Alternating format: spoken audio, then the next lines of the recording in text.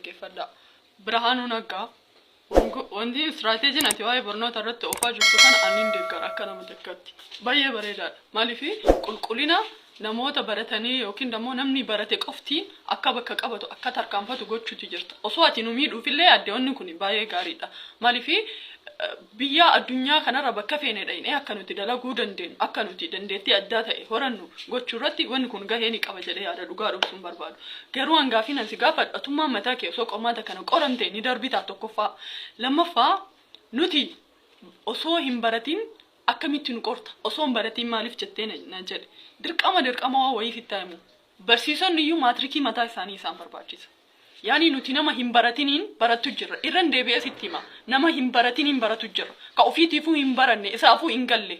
Sigalee nama hin baratiniin nuhi barate immoo akka nama barate nu qoruun kee kun akkamitti ilaalama takkaffaa. Nama hin baratiniin maaliif barattee nan jedhe. Takkaa sartifikeetaa sirna qalii ofii kiyya waan laalee qaba waan ta'eef tokkoon sartifikeetni isaanii sartifikeeta feekiidha.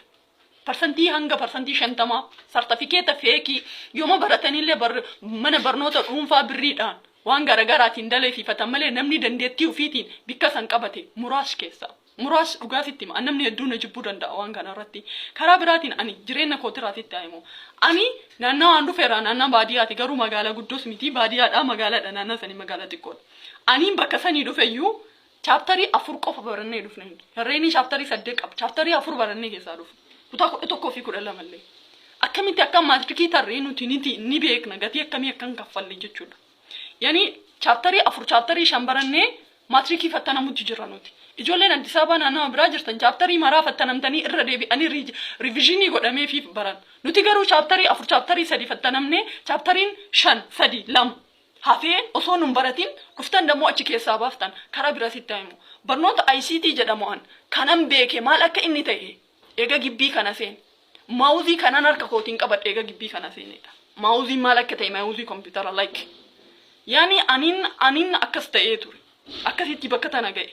Ijoolleen ishii anaa gadi baadiyaa jiranoo akkamaa ta'an. Nuti bar gochaa fi aktiivitiilee garagaraa matsaafarra jiru takkaa dalagnee hin beeknu. Qormaatichi bar achi keessaallee ba'uti jira.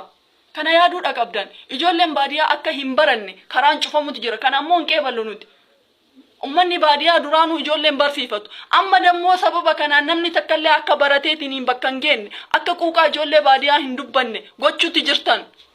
Yooma barateeyyuu akka inni yuunivarsiitii seenne ummata baadiyyaatiif sagaleen taane gochuutti jirtan. Magaalaa Itoophiyaa jedhamu tana keessa warra magaalaa qofatti mirga qaba yoo ta'e gadi bahaa nutti hima. Kanaan alatti garuu namni jireenya baadiyyaa keessa hin darbee hin tarin jireenya Itoophiyaa hubatuu hin danda'u. Itoophiyaadhaaf waan takka gochuu hin danda'u. Namni bu'aa bahii baadiyyaa keessa hin tarin. Bu'aa bahii baadiyyaa san keessa taree immoo namni baratee akka bakka hin gaane gochuu jirtan. Kutaa 12 irratti hin kufa maal ta'a booda achi booda ishee.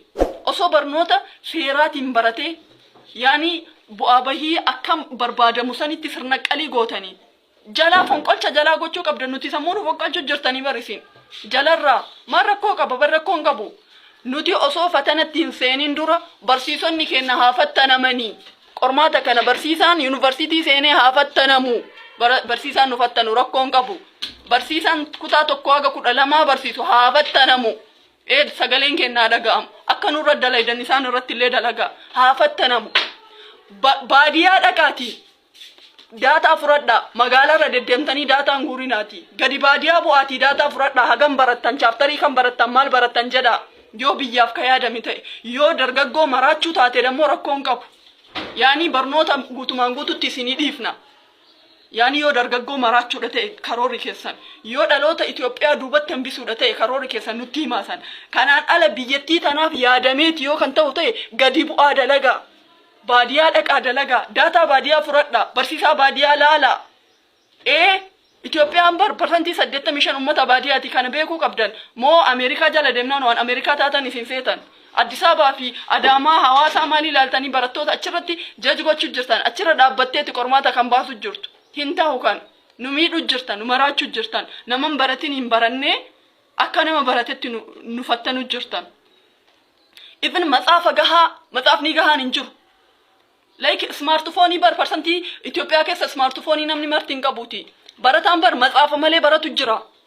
Mee atiin yaadi osoo matsaafan argatiin barataan baratee أتشبود إيجاسي وتفتنا فتنا نكنا تلوف مالها تو هامرانو إيه مصافني جهان إنجرو نمشني نما جهان مصافتو كل كنا مجرا ما جت أكون osoo matsaafni gahaan nuuf hin kennamin osoo shaaptariin mara kabarnuu nuuf hin ta'in osoo dubartootaaf deeggarsi addaa hin kennamin duba qormaata akkanaa kana wata fidduatiin akkam jechuudha yaani akka nama matarayyaasa nurratti gadhiisetti fudhanna kana nuti akka nama matarayyaasa ijoollee Itoophiyaa irra gadi dhiisetti fudhadhaan akkasi hin baranne barnoota baratan jechuudhaaf hin baranne matsaafni gahaan hin jiru hin jiru mannoon barnoota muka jala baratu jiranii bara nama muka jalatti matsaafa malee barate wajii qormaata akkanaatiin kuffisan maal jechuudha yaani yaaduu qabna nuti akka sabaatti nuti dhagaamuu qaba moo isin biyyoon isin bulchitan Adaamaa Addis Ababa Bahar Dar Dirree Dawaa kana qofa magaalaa gurguddoo qofa irratti hundooftanii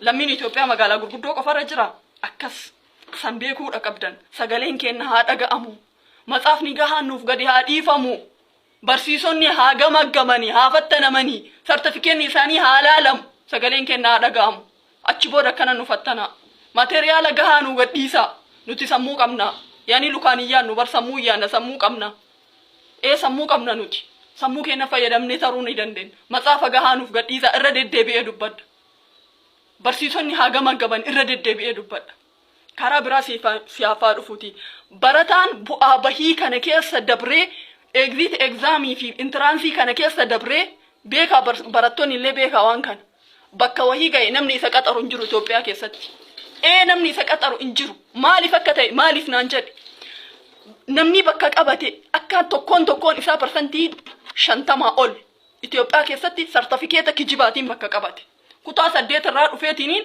sartifikeeta kutaa 12 bitatee eegasi maastersii fi digirii illee bitateeti malee barateeti miti namni immoo hir'ina isaa kana beeku nama ufitti amanamummaa qabu san hin qacaru sarraatanya ufitti amanamummaa qabu san bakka san hin geessu maaliif na darba jedhee sodaata maaliif na kuffisa jedhee sodaata sigalee biddeena koo morma na qaba jedhee sodaata barannullee faayidaa hin qabnu barannuu dhabnullee faayidaa hin qabnu Itoophiyaa keessatti kana iyyuu godha yoo biyyattiidhaaf kan